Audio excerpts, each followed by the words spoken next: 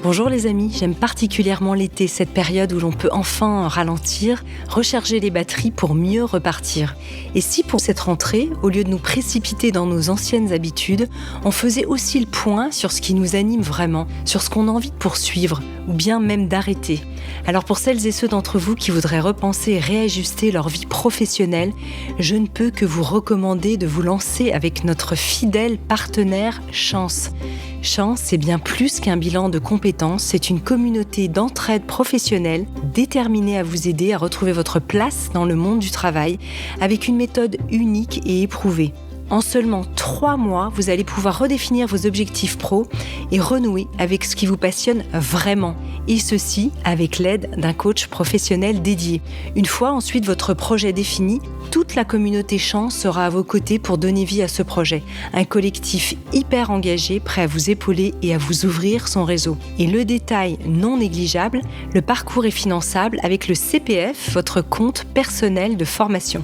Alors si ce message résonne pour vous, je vous invite à passer à l'action dès maintenant. Rendez-vous sur le site chance.co pour bénéficier d'un entretien gratuit avec un conseiller, échanger ce qui doit l'être dans votre vie professionnelle pour démarrer du bon pied cette nouvelle rentrée.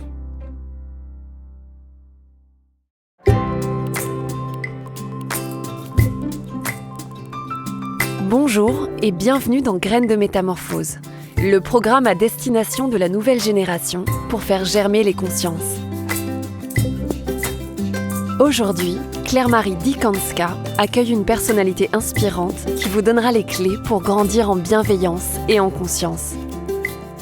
Graines de Métamorphose, le podcast qui fait germer la conscience. Trouver sa voie, pour certains et certaines, c'est la mission de toute une vie.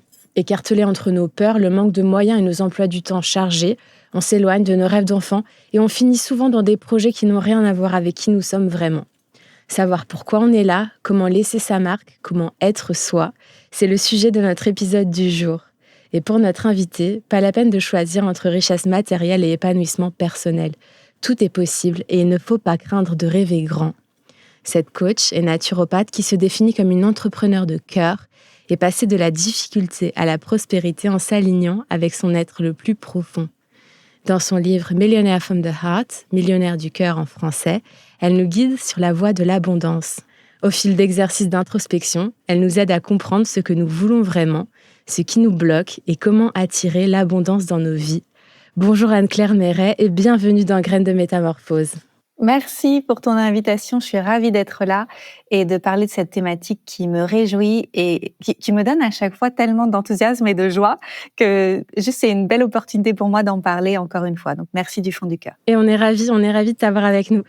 Que signifie vivre depuis l'espace du cœur et quelles sont tes clés pour y arriver ? C'est une vaste question parce que pour moi, c'était vraiment un chemin à la base, un chemin de reconnexion à qui je suis profondément, à apprendre à connaître mes besoins et mes vrais désirs et pas ceux des autres parce que je me suis beaucoup suradaptée, je pense, pendant les premières 30 années de ma vie. Et puis à partir du moment où j'ai compris que je devais me reconnecter si je voulais être profondément heureuse et en paix avec qui je suis, et ce qui s'est passé, c'est que ça m'a ouvert beaucoup de portes. Donc, c'est surtout ça, en fait, ce dont il s'agit. Donc, qu'est-ce que ça veut dire d'être connecté à son cœur ? Ça veut dire être connecté profondément à qui on est, en alignement avec soi et pas en alignement avec les autres, en priorité avec soi. Mmh. Tu parles beaucoup d'abondance. Qu'est-ce que ça signifie ? Pour moi, l'abondance, ça veut dire avoir les moyens de faire ce qui nous tient à cœur à chaque instant. C'est-à-dire les ressources matérielles, mais aussi les ressources d'aide, d'entraide qu'on peut recevoir avec les gens autour de nous. C'est juste sentir que ce qu'on sent qu'on doit faire dans notre mission de vie, on peut le faire parce qu'on est soutenu par la vie matériellement et pas que matériellement. Ok. Et comment est-ce que l'alignement avec soi-même va nous permettre d'attirer l'abondance dans nos vies ? Alors ça, pour moi, je pense que c'est une question de cohérence. J'ai pas complètement la réponse à cette question parce que je pense qu'il y a quelque chose de mystique. Tu vois, c'est vraiment vibratoire. C'est si je suis profondément moi-même, alors j'incarne ce que je suis censée être venue incarner dans ce monde. Et alors, je vais faire les bonnes rencontres au bon moment. Et il y a des choses qui vont se passer qui sont plus grandes que moi. Tu vois, comme moi, le fait de générer 1 million d'euros de chiffre d'affaires en 2022, avoir créé la grande entreprise que j'ai créée, c'est vraiment la conséquence de cet alignement au cœur, de cet alignement profond à qui je suis et avec ce que j'appellerais Dieu ou la source, qui m'a permis de déployer des ailes que je ne pensais même pas possibles. Donc, je parle de ça parce que c'est tellement énorme, tu vois, que c'est pas possible que je le garde pour moi. C'est ce que j'ai vécu. J'aimerais qu'il y ait de plus en plus de gens qui le vivent, que ce soit des entrepreneurs, que ce soit même des salariés, des investisseurs, parce que je pense que ça dépend pas forcément du format et que beaucoup de gens peuvent créer des niveaux d'abondance extraordinaires parce qu'ils ont cette cohérence qui commence à incarner et ils partagent quelque chose qui a de la valeur avec le monde et d'un coup ça marche. Et c'est ce qui m'est arrivé. On voit souvent la passion comme opposée au fait de bien gagner sa vie. Gagner de l'argent tout en faisant un métier passion, c'est possible en fait pour toi. Comment est-ce que tu y es arrivée? Alors non seulement c'est possible, mais c'est génial parce que c'est aussi, quel mot je pourrais utiliser? Je dirais écologique pour notre être. Parce qu'on en a vu des gens qui avaient généré beaucoup d'argent et qui en sont revenus. Donc moi, j'ai entendu beaucoup de gens, beaucoup d'entrepreneurs autour de moi dire hier, j'avais envie de gagner beaucoup d'argent et d'avoir du succès. Aujourd'hui, je suis sage, je veux être heureux. Et en fait, moi, c'était le contraire. C'était beaucoup plus je veux trouver la paix, je veux trouver la joie. Et finalement, ce qui a découlé de moi, c'est l'abondance. Des choix que j'ai faits, c'est l'abondance. Donc, je pense que les deux sont pas du tout opposés, au contraire. Et que quand on le fait dans ce sens-là, c'est beaucoup plus durable et il y a moins de risques de burn-out et on est constamment inspiré parce que ça vient profondément de qui on est. Tu vois, on se renouvelle facilement, on s'épuise moins. Pour moi, il y a plus de justesse que dans l'autre sens. Comment et pourquoi faut-il apprendre à mieux se connaître? Pourquoi c'est important? Parce qu'on a tous et toutes une musique à vibrer dans le monde.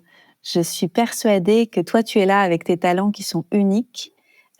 Tu as des expériences qui sont aussi les tiennes, qui sont complètement différentes des miennes.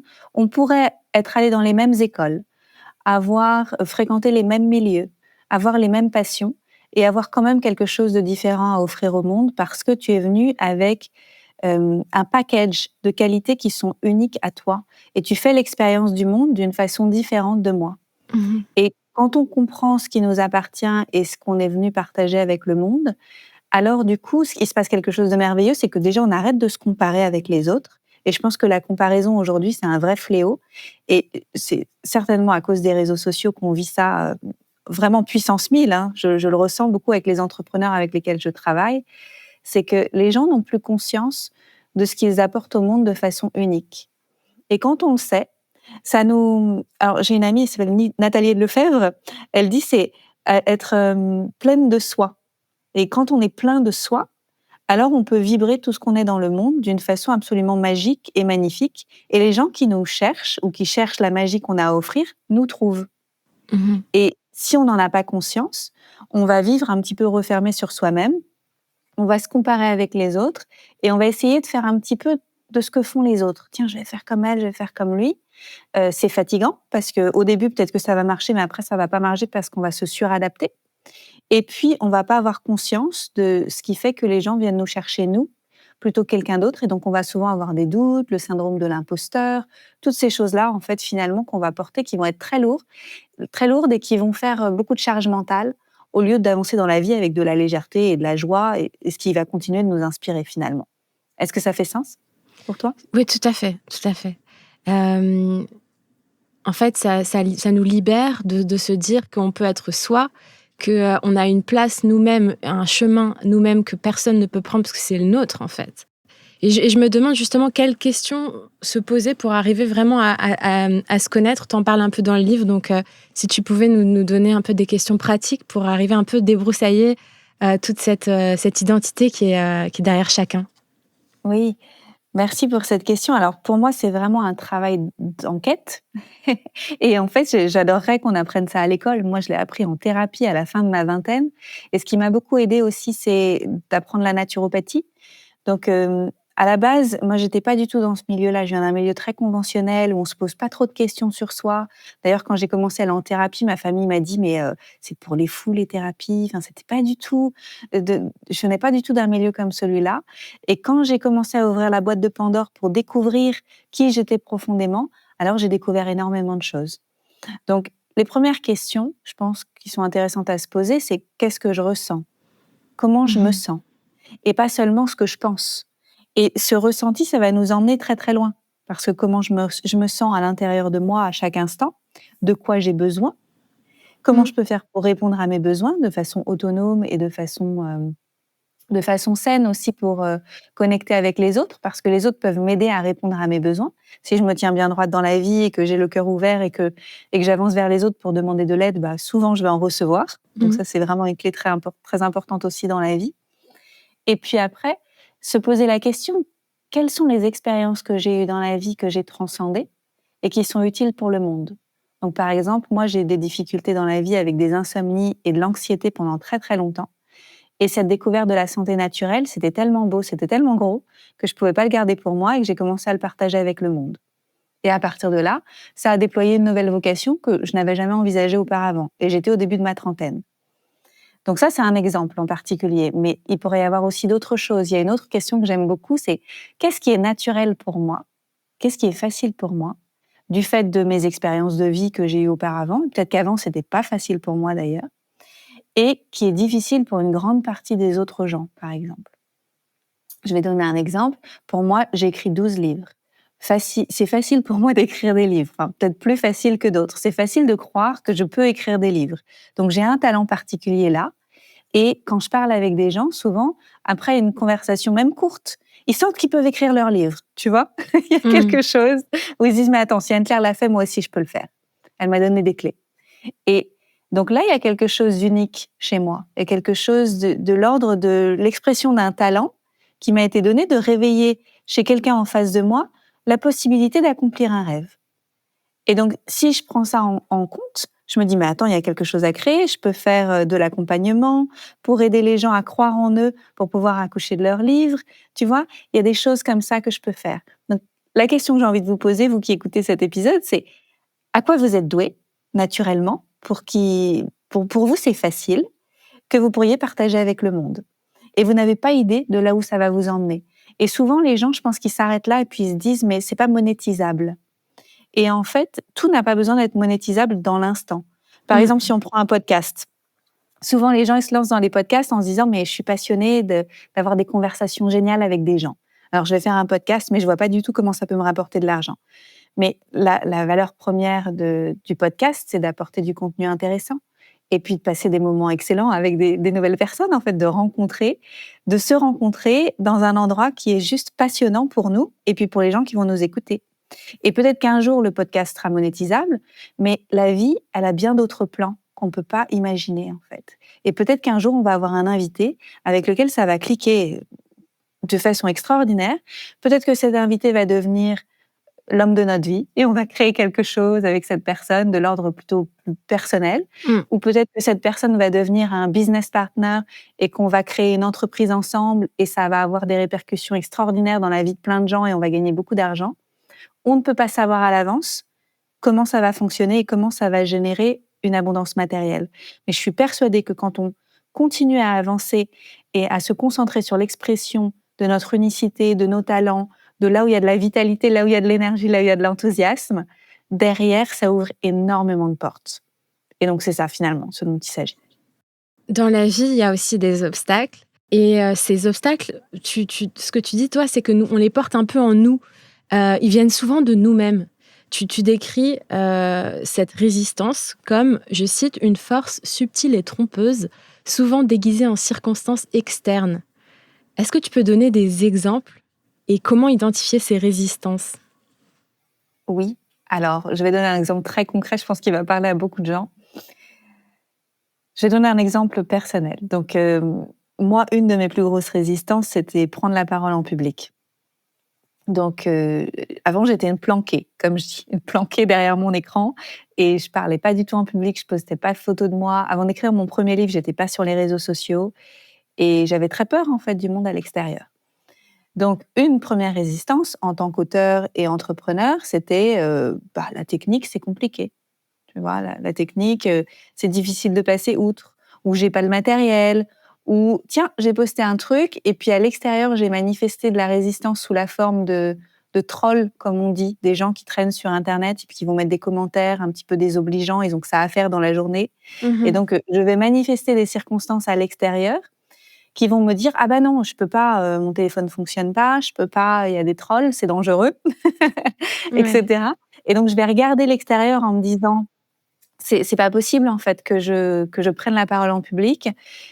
Au lieu de regarder à l'intérieur, pourquoi je l'ai créé? Parce qu'il y a un bénéfice au fait que ces circonstances-là soient présentes. C'est que ça me maintient en sécurité ou en relative sécurité par rapport à l'histoire que je me raconte sur le fait de me montrer au monde. Et puis, si je veux bien aller regarder à l'intérieur ce que ça veut dire de moi, ça veut dire qu'il y a des choses à explorer, il y a des ressources à révéler, il y a des choses à découvrir à propos de ce qui me fait peur, à propos des ombres que j'ai à l'intérieur de moi. Alors, il y a des ombres qui sont plutôt des ombres, je dirais un peu sombres, tu vois?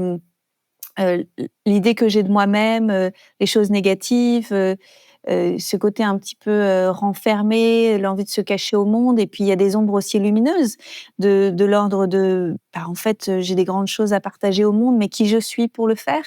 Tu sais, c'est ce que dit Marianne Williamson, c'est que notre peur la plus profonde, c'est bien souvent de montrer l'être lumineux que l'on est. Mmh. Et donc, il y a tout ça et ça m'a permis d'aller explorer, alors souvent grâce à des personnes qui m'ont renvoyé un miroir, hein, j'ai pas fait le travail toute seule. J'ai eu beaucoup de coachs qui m'ont aidée, puis j'ai lu beaucoup de livres, j'ai regardé beaucoup de vidéos de personnes inspirantes et j'ai écouté beaucoup de podcasts aussi, donc je trouve que ça a beaucoup de valeur ce que tu fais aujourd'hui, de faire des interviews comme celle-ci parce que ça permet aux gens de réaliser que: «Ah tiens, pour les autres, c'était pas forcément plus facile». Et Ouais. ils ont peut-être travaillé sur des thématiques, ils ont pris le temps d'aller se plonger dans des thématiques pour pouvoir, débloquer des résistances qu'ils avaient, qui sont peut-être similaires aux miennes, et puis ils ont transcendé quelque chose et ils vont partager des clés qui vont peut-être, être des clés qui vont m'aider moi aussi sur mon chemin, qui est un chemin différent, mais on peut traverser des résistances qui sont relativement similaires et ça prouve que c'est possible de les transcender et d'en faire quelque chose d'absolument magnifique de l'autre côté. Justement, tu parles de clés. Est-ce que tu peux nous en donner des clés pour désamorcer ces résistances? Oui, alors déjà, c'est drôle parce que souvent les gens, ils se sentent uniques avec leur résistance. C'est que en mode Calimero, Mmh. j'ai vraiment pas de chance parce que je suis unique dans le sens où pour moi, c'est plus dur que les autres. Déjà, c'est faire tomber cette idée-là, en fait. Oui, vous êtes unique parce que vous avez un package unique de challenge, mais aussi un package unique de talents et un package unique de ressources. Donc, si vous êtes unique, admettez-le dans les choses difficiles, mais aussi dans les choses magnifiques, parce que sinon, c'est Mmh. dommage, vous passez Mmh. à côté de quelque chose de très important. Et vraiment se connecter avec les gens qui ont réussi en se disant: «Mais en fait, on est fait du même bois. On est pareil, on n'est pas différents» et pas mettre une distance entre les gens qui ont accompli ce qu'on a envie d'accomplir et nous. Comme Mmh. si, c'était des aliens et que et que nous, on n'arriverait jamais à rejoindre leur planète, en fait. Non, ça part depuis cet espace de curiosité. Je pense que la curiosité, c'est vraiment une clé essentielle. C'est comment elle a fait? Comment il a fait? D'où il est parti pour pouvoir accomplir ce qu'il a accompli et avoir de la curiosité pour aller découvrir non seulement ce que les gens ont fait, parce que c'est intéressant de savoir ce qu'ils ont fait, mais surtout leur qualité d'être, qui ils ont été quand ils ont fait ce qu'ils ont fait. Mmh. C'est-à-dire, comment ils pensaient, comment ils se comportaient, quelles étaient la qualité de leurs relations autour d'eux, de qui ils se sont entourés et qu'est-ce qu'ils ont eu comme exercice, comme routine au quotidienne pour pouvoir les aider à transformer leurs relations avec, ce qu'ils avaient envie d'accomplir. Toutes ces choses-là, en fait, c'est des choses qui sont absolument passionnantes et je pense que souvent, on a peur de ce qu'on connaît pas et si on se met à décortiquer, finalement, on se rend compte que petit à petit, ça fait moins peur et qu'il y a beaucoup de choses dont on peut se saisir dans notre sphère d'influence et que tout ne dépend pas de la chance, mais que beaucoup, beaucoup de choses dépendent de nous. Et quand je dis nous, c'est vraiment hem, se saisir du fait qu'on peut recalibrer nos pensées. Donc j'avais une certaine façon de penser il y a quelques années qui n'est plus du tout la même aujourd'hui. Donc Mmh. j'ai dû observer mes croyances et les reformuler. Là, en ce moment, j'accompagne un groupe dans le cadre de mon coaching de groupe, Make Money from the Heart, en français et en anglais, je fais les 2 maintenant. Et tout le monde partage ses croyances. Et moi, j'ai dit, l'abondance me cherche et me trouve.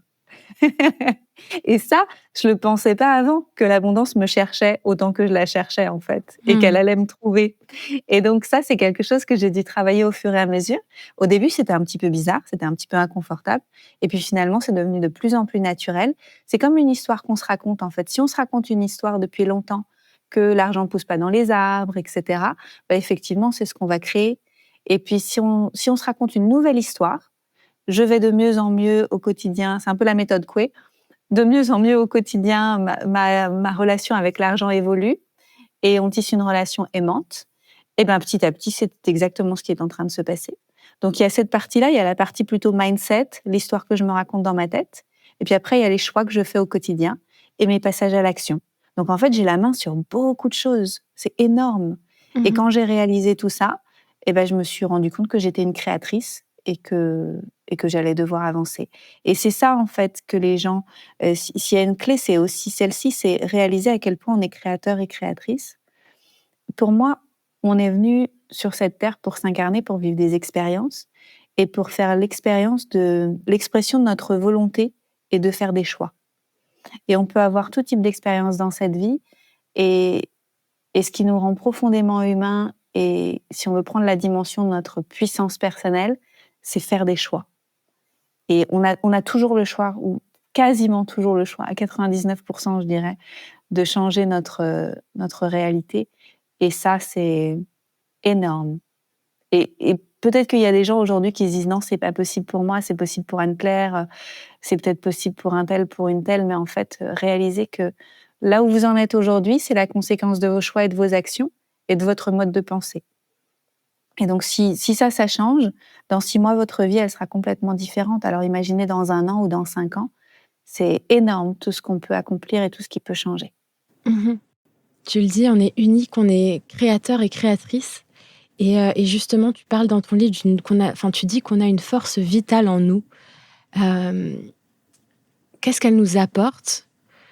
Comment se familiariser avec elle et comment la laisser s'exprimer?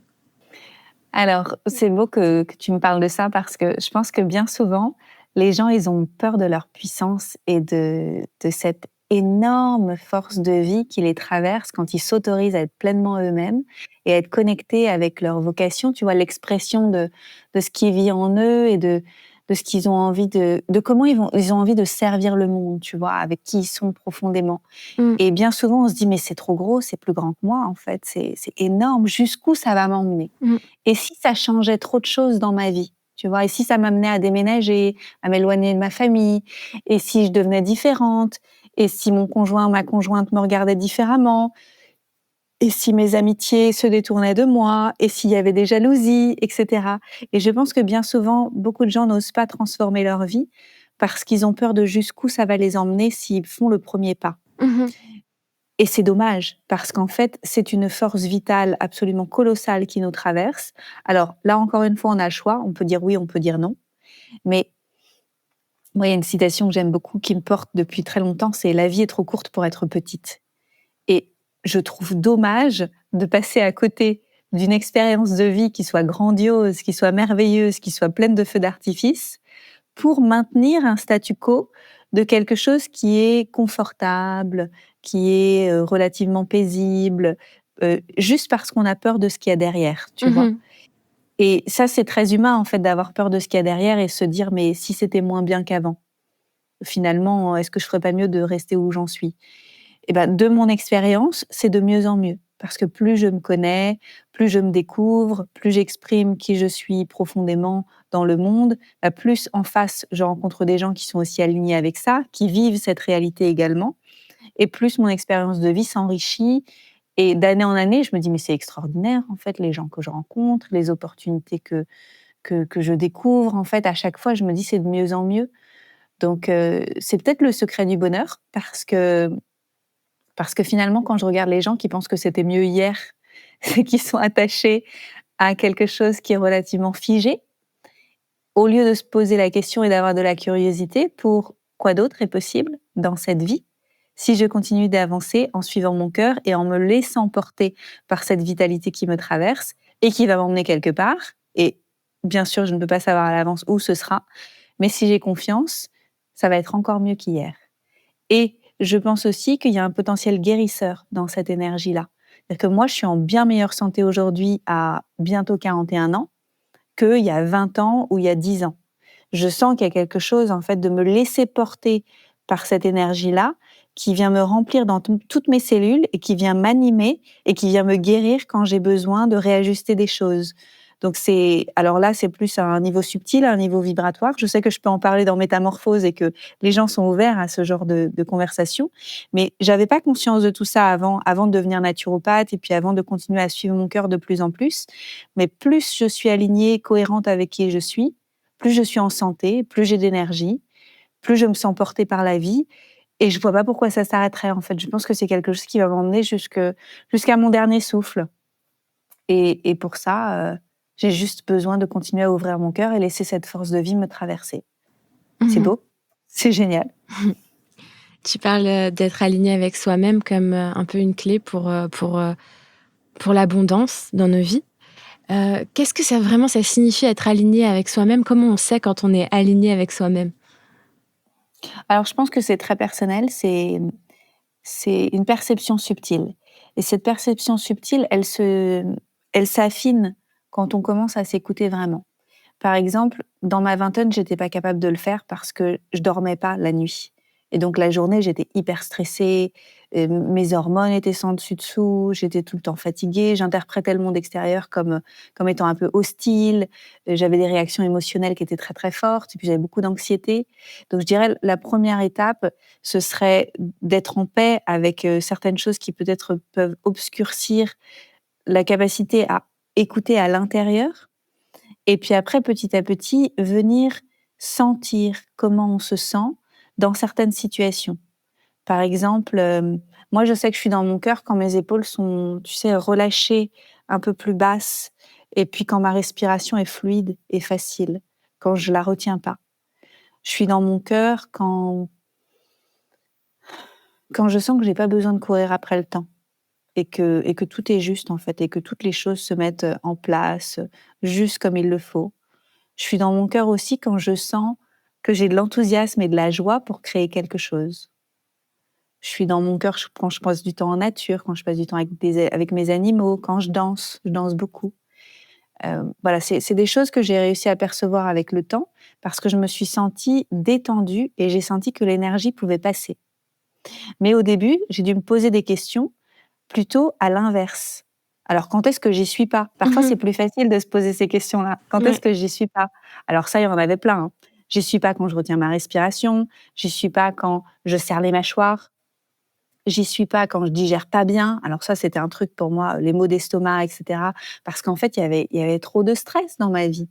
Mais j'arrivais pas à l'identifier, donc j'ai dû passer par l'aspect physique pour pouvoir me le représenter. Grincer des dents, avoir des maux ici et là, des choses, des troubles de santé. Et là, je me suis rendu compte, mais en fait, tout ça, c'est des contractions. Donc la vie ne passe pas dans ces espaces-là. Et je peux pas être dans mon cœur quand la vie ne passe pas. Et donc petit à petit, ça s'est affiné. Tiens, je suis pas dans mon cœur quand je dis oui, alors que j'avais envie de dire non. Mais alors pour ça, il a fallu que je dise oui quand j'avais envie de dire non, des centaines de fois ou des milliers de fois, hein, jusqu'à ce que je me rende compte que c'était pas juste. Et quand j'ai véritablement dit non et qu'il y a eu de la détente à l'intérieur, je me suis dit: «Bah tiens, là en fait, je me dis oui à moi et je reviens dans mon cœur et je respire. Il y a quelque chose qui se détend». Et donc petit à petit, ça s'est affiné en fait avec le temps et c'est vraiment un chemin et je pense qu'aujourd'hui, là où j'en suis, je pense que je fais ce travail depuis une dizaine d'années. Là où j'en suis maintenant, c'est rien du tout comparé à là où j'en suis dans 10 ans. Mmh. Petit à petit, ça va prendre de plus en plus de place et ouais, j'ai hâte de découvrir ce que ça va être parce que je pense que ça va être extraordinaire. C'est très physique, ta description de l'alignement, en fait. Oui, parce que finalement, c'est là où on se rend mieux compte, je pense, quand on revient à soi physiquement, quand on revient parce que je pense que le corps ne ment pas. Mmh. La tête se raconte beaucoup d'histoires pour faire sens des choses et quand on revient aux sensations corporelles, on est dans le vrai, tu vois? On revient à quelque chose d'essentiel, d'incarné, de fort et je pense qu'on ne peut pas faire ce travail en passant par la tête. D'accord, donc c'est vraiment ton corps, quand tu te sentiras bien dans ton corps, c'est là que tu pourras te dire: «Attends, je suis peut-être sur la piste de quelque chose par rapport à mon alignement», Oui, puisque tu mais auras une détente. ça veut pas forcément dire être bien dans son corps dans le sens avoir réglé tous ses troubles. Ça veut dire sentir que la vie passe, Ouais, tu vois? C'est plus à ce niveau-là. OK. Dans ton livre, tu écris: «Il faut oser briller, oser parler de nos passions et de nos succès et ne pas jouer petit par peur de perdre». Hem, Est-ce que tu as des pistes concrètes pour travailler notre confiance en nous? Et comment trouver le juste équilibre entre avoir confiance en soi et en faire trop?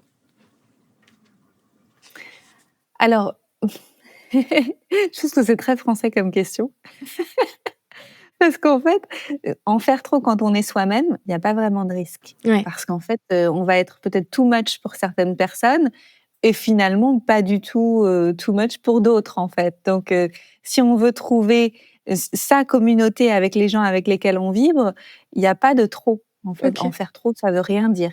Donc juste être pleinement soi-même, ça suffit.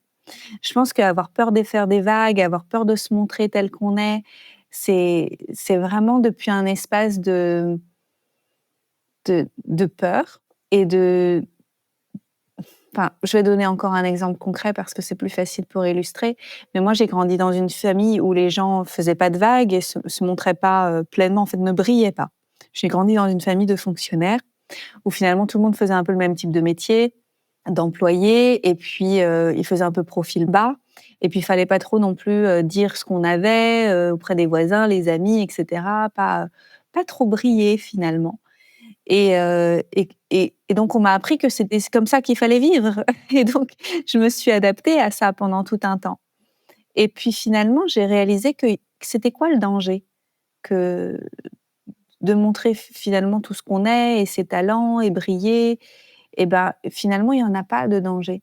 Il y a la critique des gens qui, eux, n'osent pas, mais finalement, est-ce qu'on a envie de prendre des conseils de la part de gens qui, eux, n'osent pas? Mmh. Moi, personnellement, non. Mmh. Et ça m'a pris du temps à le réaliser parce que j'ai souvent été chercher des conseils ou de la validation auprès de personnes qui ne voulaient pas accomplir ce que moi j'avais envie d'accomplir. Donc finalement, ça n'a aucun intérêt. Et les gens à qui j'ai pu demander des conseils, qui eux ont accompli ce que j'ai envie d'accomplir, pour eux, c'est jamais trop. Il y a jamais personne qui m'a dit: «Non mais ça c'est too much, qui tu es, c'est too much». Parce qu'ils sont pas dans ce genre de remarques, en fait. Ils sont dans l'expression pleine et entière de qui on est et c'est juste magnifique à observer et à vivre. Donc, voilà ce que j'ai envie de répondre. Qu'est-ce que tu en penses? Bah, tout à fait, non, je comprends très bien. Justement, tu parles de l'importance du milieu familial, de comment ça peut nous impacter. Et dans ton livre, tu évoques les 5 blessures de l'âme de Lise Bourbeau. Et c'était vraiment très intéressant pour moi de découvrir un peu ça. Est-ce que tu peux nous dire un peu plus, quelles sont ces blessures? Comment elles nous freinent dans notre quête d'abondance et comment on peut les dépasser? Oui, alors il y a Louise, Bourbeau qui en parle et puis on a aussi beaucoup d'autres comme Thierry Janssen, sous d'autres formes qui en parlent également et en fait, c'est intéressant parce que j'ai fréquenté l'école de la posture juste à Bruxelles et c'est là où je me suis rendu compte, en fait, qu'il y avait une connexion importante avec le fait d'être dans son cœur et de pas être dans son cœur parce qu'on est dans ses blessures et donc je trouvais que c'était important d'en parler aussi dans le livre parce que cette transmission, elle m'a vraiment éclairée parce qu'on a notre humanité au niveau de la personnalité et ça vient révéler des choses de nous. À chaque fois, ça vient nous challenger et de toute façon, l'objectif, c'est pas que cette humanité, elle disparaisse et c'est pas que nos blessures, elles disparaissent complètement, c'est qu'on soit moins réactif avec elles et qu'on soit plus créatif. Et si on continue à être réactif, malheureusement, on peut pas être dans cet espace de création de tout ce qu'on peut imaginer possible et pouvoir leur donner vie, en fait. Parce qu'on est occupé à vivre ce que moi j'appelle le monde du drame, à revivre encore et encore des blessures qu'on a vécues dans l'enfance. Et c'est tout à fait naturel et tout le monde passe par là et continue de passer par là et je pense jusqu'à la fin de notre vie. Mais si on peut juste s'observer, sourire des situations, les désamorcer, et réaliser qu'en fait, ah tiens, là je me comporte comme une masochiste, par exemple. On va donner un exemple parmi les blessures. Quand on est enfant, on a envie de se montrer et naturellement, c'est facile d'avoir envie de se montrer et puis de briller. C'est pas rare que les enfants disent je vais vous faire un spectacle ou un pestacle. Mhm. Et puis, ils ont envie de se montrer, ils ont quelque chose à révéler au monde. Et puis, il y a un moment où les parents ou les gardiens qui sont là à ce moment-là vont être attentifs et puis l'enfant va pouvoir continuer à être dans sa lumière, etc. Puis il y a un moment où peut-être les parents vont pas être disponibles Mhm. ou pas faire une bonne réponse pour l'enfant qui va pas se sentir écouté. Et du coup, il va se renfermer. Et puis il va se dire, mais puisque c'est comme ça, je vais plus jamais montrer. Je vais plus aller montrer qui je suis. Et donc, il va complètement il va ériger un mur autour de lui, puis il va se dire, mais je suis pas compris. Et puis à l'âge adulte, ça donne des gens, alors moi je l'ai vu beaucoup dans l'entrepreneuriat, avec des gens qui vont dire, mais les gens ne me voient pas, les gens ne me comprennent pas, les gens ne m'entendent pas. Mm. Et puis finalement, quand on va aller décortiquer, ça va être la répétition de ce qu'ils ont déjà vécu par le passé. C'est juste quelque chose qui vient d'être réactivé. Et alors, je le vois beaucoup avec des entrepreneurs très concrètement, des gens qui vont avoir posté une fois leur offre sur les réseaux sociaux ou dans une newsletter, etc. Et puis après, qui vont faire leur caliméro, excusez-moi du terme, et qui vont dire mais ça marche pas. Et puis Mhm. il y a pas de réponse. Et en face, les gens ne me répondent pas. Au lieu de réaliser qu'en fait, les gens sont occupés et ils sont distraits. Et donc, tout simplement, si on continue de partager notre lumière, ils vont nous trouver, ils vont nous découvrir. Et c'est juste à nous de continuer de nous montrer le cœur ouvert et pas depuis un espace de blessure. Juste depuis un espace de j'ai envie de me montrer parce que quand mon cœur est ouvert et que je vous partage mon unicité, vous allez pouvoir me voir, me sentir, me percevoir.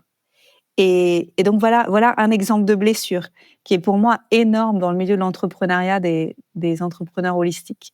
Ça, c'est énorme. Et je l'avais aussi, j'en parle aussi. Je parle des autres, mais je parle de moi, hein, soyons clairs. Qu'est-ce qu'il y a d'autre comme blessure dont tu pourrais nous parler? Ouais, alors il y a la rigidité également comme blessure. Alors ça, en exemple concret, c'est l'envie d'être parfait. Mhm. C'est le perfectionnisme à outrance. Parce qu'on a appris qu'une certaine façon d'être allait nous permettre de naviguer la vie sans faire trop de vagues et sans que les gens nous critiquent. Ouais. Et donc ça donne, par exemple, encore un exemple personnel parce que c'est ce que je connais le mieux, quand je suis devenue une gentille petite fille souriante. Tu vois? Qui fait D'accord. pas de vagues et qui garde le consensus, tu vois? Qui navigue la vie comme ça, un peu avec une forme de neutralité où tout le monde l'apprécie et cetera. Et finalement, ça donne souvent des gens tièdes parce que finalement, on n'exprime pas pleinement qui on est et puis on se fige dans un état d'être, tu vois? Complètement rigide et Ouais. on se coupe du vivant. Et là, pour le coup, la vie ne passe plus, hein. Mm. Et pour transcender ça, faut réaliser encore une fois qu'il y a des choses qui nous rendent uniques et qu'on est aimable dans tout ce qu'on est et que les circonstances ont changé par rapport à celles de notre enfance et qu'aussi on n'est pas un arbre. Moi, j'aime bien cette citation, c'est «Bouge, t'es pas un arbre». Mm. Et donc si tes circonstances actuelles ne te plaisent pas, tu peux aussi t'entourer d'autres personnes. Et dans ces autres cadres, réaliser que si tu laisses tomber ta rigidité, ton masque de petite fille parfaite ou de femme parfaite ou d'entrepreneur parfaite, tu vas réaliser que de l'autre côté, tu vas pouvoir de nouveau accéder à ton cœur et à sa magie et du coup, ton cœur peut toucher les cœurs des autres et là, tu vas te rendre compte qu'en fait, tout va s'assouplir et que l'énergie va de nouveau circuler et qu'il y avait pas besoin d'être dans cette perfection, que tu es parfaitement imparfaite et que c'est OK. Mhm. C'est fort et c'est un chemin encore une fois, hein. Il y a des couches et des couches à découvrir et au moins on a une certitude, c'est qu'on sera jamais à court de travail sur soi. Ouais. Ces blessures, c'est un peu nos parts d'ombre, en fait, qui sont inhérentes à nous. Et justement, tu en parles dans le livre et tu dis qu'il faut les intégrer, nos parts d'ombre et nos parts de lumière, pour vivre avec plus d'intégrité, pour être plus complet, enfin, pour être soi-même, en fait. Qu'est-ce que tu veux dire par là et pourquoi est-ce que c'est important de pouvoir accepter nos parts d'ombre?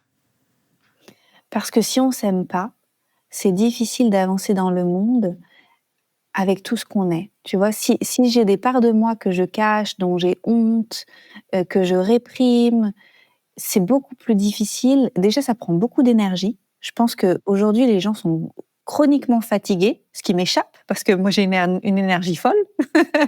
Et donc je me dis mais si les gens sont chroniquement fatigués, c'est qu'il y a des choses. Alors évidemment il y a l'environnement, il y a beaucoup de pollution, etc. Mais il n'y a pas que ça. Il y a le fait de souvent avoir des luttes intérieures. Et une des réponses, c'est certainement d'aller regarder à l'intérieur tout ce qu'on n'aime pas, tout ce qu'on réprime, tout ce qu'on bloque en fait, là où toute l'énergie est complètement comprimée.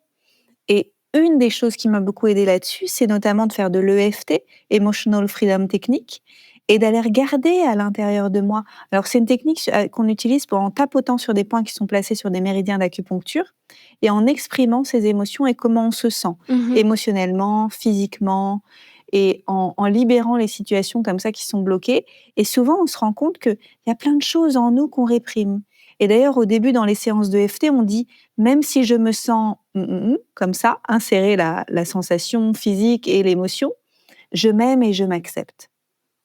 Et le fait d'aller rencontrer ça en soi et de se dire mais tiens, je me sens toute petite, je me sens honteuse, je me sens moins bien que, etc.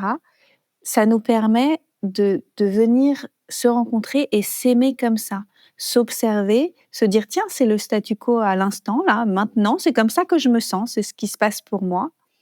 Je regarde, d'habitude j'ai tendance à juger et à réprimer. Est-ce que je peux m'arrêter un instant, regarder, partager de la compassion et de l'amour, être là pour moi? Déjà, c'est énorme.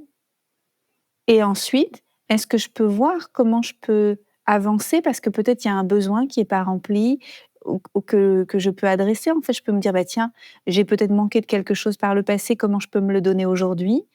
Comment je peux aller chercher une ressource à l'extérieur, peut-être me faire aider pour aller travailler sur peut-être cette honte ou cette peur, cette tension que j'ai à l'intérieur de moi pour pouvoir la libérer et finalement être un peu plus moi-même sans la réprimer, ouais, ça nous retient énormément, énormément. Et on reste dans notre cave plutôt que d'avancer vers le monde quand on vit comme ça. Et c'est dommage, parce qu'on a tellement à offrir. Tout le monde a tellement à offrir. Est-ce que tu peux nous proposer un exercice concret de FT à faire pour qu'on puisse un peu plus s'accepter, se connaître, attirer l'abondance? Ah oui, avec joie. Ok. J'adore. Ok. Donc on tapote ensemble? Allez, on Ou tapote je ensemble. suggère... On tapote ensemble. Alors on va faire ça. Ok. Alors, bon, forcément, je vais faire quelque chose qui va être un petit peu généraliste parce qu'on va parler au plus grand nombre. Mais je vais vous inviter à tapoter sur vous en même temps que je vais parler. Alors, les points sont les suivants. Ça va être sur la tranche de la main. On appelle ça la tranche, vous savez, quand on fait du karaté et qu'on tape sur les briques, enfin qu'on fait semblant de taper sur les briques. Oui. Et donc, ça va être sur la tranche de la main que vous allez taper avec les doigts de l'autre main. D'accord. En premier. Et puis ensuite, vous allez tapoter sur... je vais redire les points à chaque fois. Hein. Ok. Et donc, ce sera début du sourcil, coin de l'œil, sous le nez, sur le menton. Ensuite, c'est point clavicule. Quand vous avez une chemise, c'est là où tombe le col de la chemise, en fait. Les petits... Comment on dit le col de la chemise, en fait. Point clavicule. Oui. Ensuite, sous le sein. Ensuite, sous les bras, au niveau du soutien-gorge, si vous portez un soutien-gorge, sous les bras. Et puis, au-dessus de la tête. Donc, on va faire une ronde toute simple. Et on va partir d'une phrase généraliste et je vous invite à changer cette phrase si vous voulez utiliser une phrase qui est plus personnelle. Ouais, c'est ça, qui vibre mieux avec vous. Donc, je vous invite d'abord à tapoter sur le point karaté.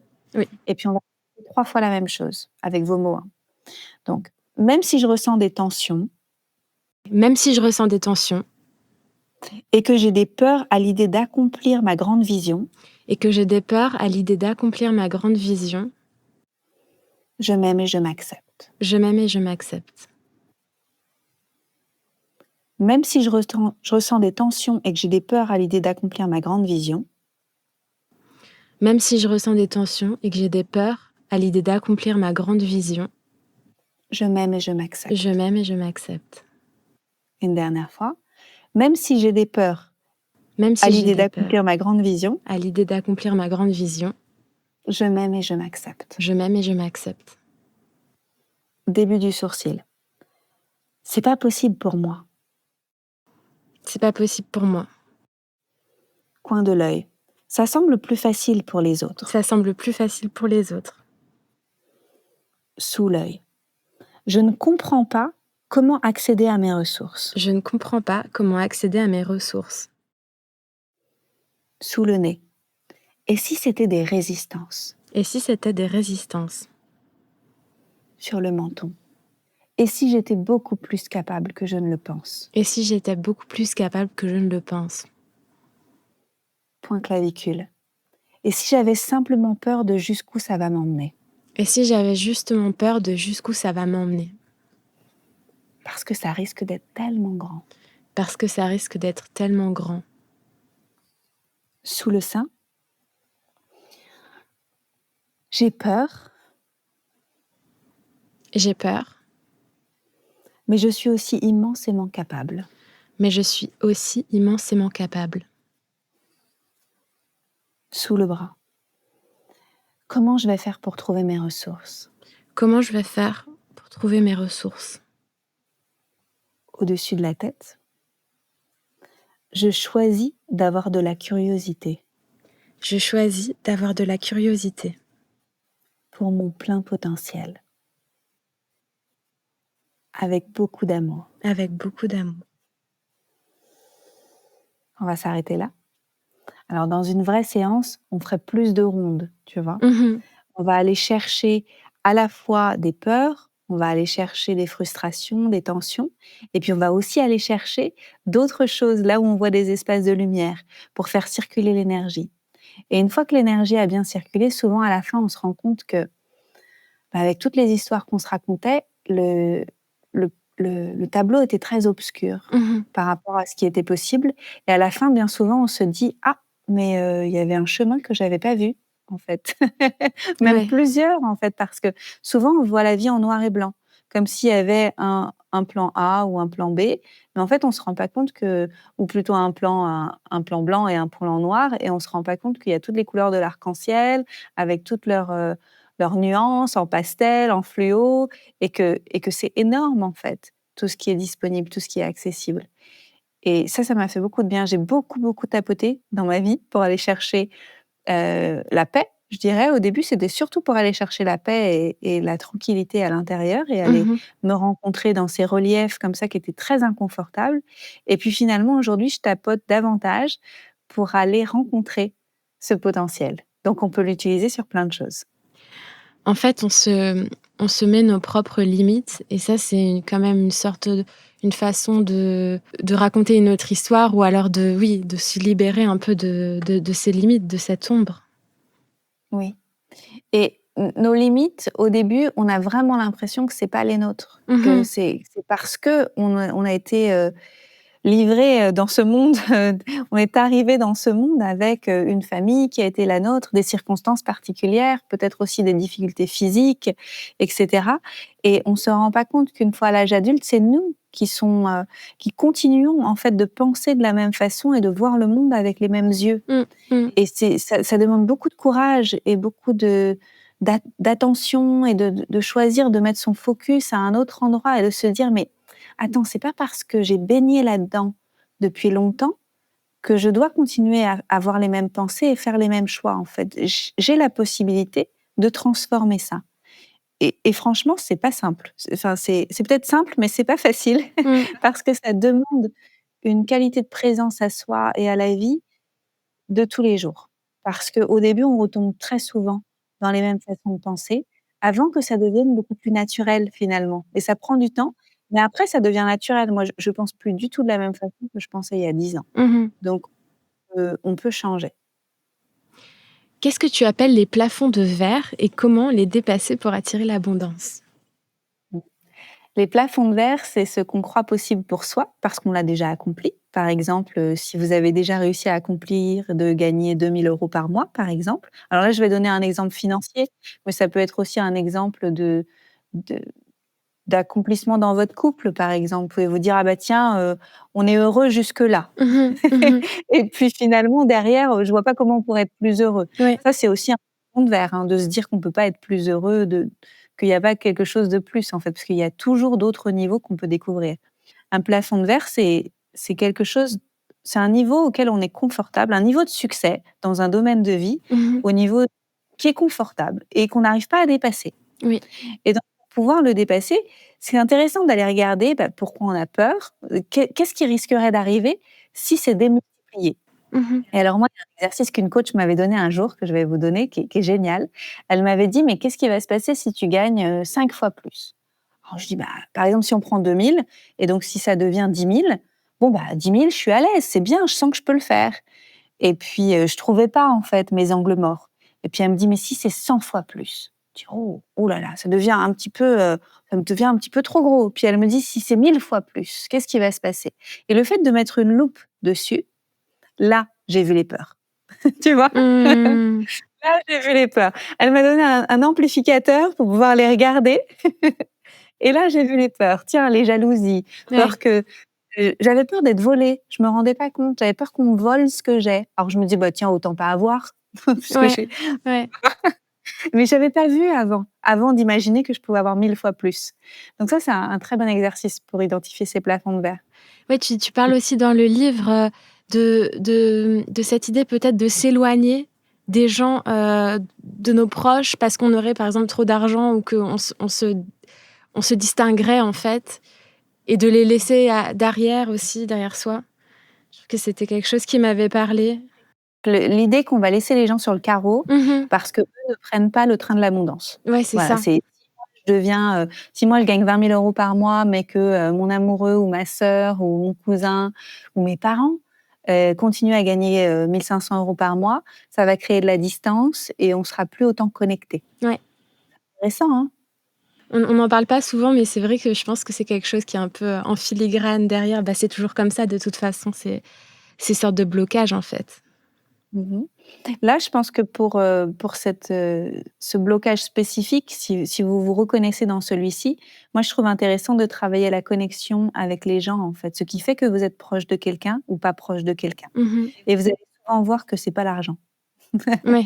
Et donc, allez voir, comment vous pouvez tisser des relations qui sont saines, qui sont aimantes et renforcer vos connexions avec les gens. Parce qu'effectivement, plus vous allez avoir d'argent, plus ça va amplifier vos relations, en bien comme en pas bien. Mmh. Si aujourd'hui il y a des jalousies, il y aura plus de jalousie, soyons clairs, en fait. Si aujourd'hui il y a de la générosité, il y aura plus de générosité. Donc allez regarder ce qui est déjà là et faites le choix conscient de nourrir les relations parce qu'en fait elles vont certainement être amplifiées par le fait de gagner plus. Mais c'est pas forcément en mal. Cette amplification peut être merveilleuse. Oui, et quand on parle de gagner plus, c'est valable pour tous les autres succès, en fait. Tout à fait. C'est valable pour tous les autres succès. Tu parles d'authenticité et du courage de ne pas être aimé. Pour beaucoup d'entre nous, c'est très difficile d'accepter d'être rejeté par les autres. Pourquoi est-ce que c'est important de cultiver cette authenticité et comment y arriver? Mmh. Parce que si on le fait pas, on se trahit soi-même et que quand on se trahit, en fait, on se retourne contre soi et forcément, il va y avoir des conséquences. Ces conséquences, ça peut être des troubles de santé, ça peut être une forme d'anxiété qui vit en soi. On se dit: «Mais c'est pas possible, il y a quelque chose qui va pas, je me sens pas alignée, il y a quelque chose qui est pas cohérent». Donc c'est la première priorité, c'est vraiment d'être bien avec soi, d'être authentique avec soi-même et ensuite de dire sa vérité au monde. Et après, à l'extérieur, les gens vont s'adapter. Il y a un livre qui m'a beaucoup aidée, donc je vais partager cette ressource, c'est «L'honnêteté radicale» de Brad Blanton. Mmh. Et dans ce livre qui est extraordinaire, c'est un psy qui raconte un petit peu, l'expérience qu'il a eue pendant ces 30 dernières années. Puis j'aime bien, il est brut de décoffrage, il partage les choses comme elles sont Mmh. et il explique que souvent le premier mensonge, c'est qu'on se ment à soi-même et puis après on ment aux autres, sur, les situations, sur les faits et cetera, mais aussi sur toutes les histoires intérieures qu'on se raconte et du coup ça crée un grand mal-être. Mmh. Et à partir du moment où on arrive à corriger ça, déjà arrêter de se mentir à soi et puis ensuite réussir à dire sa vérité aux autres, qu'est-ce qu'on trouve la paix à l'intérieur et Ouais. puis il y a beaucoup de choses qui s'alignent et finalement quand on se retourne contre soi, quand on a différents types de maladies et cetera, il y a beaucoup, beaucoup de maladies qui sont, le corps qui se retourne contre soi-même quand même aujourd'hui. Mmh. C'est qu'il y a des cellules qui se reconnaissent pas et cetera, mais c'est normal. en alignement avec soi, en fait. Alors, il y a pas que ça, il y a aussi, encore une fois, l'environnement, et cetera, hein, on est d'accord, hein.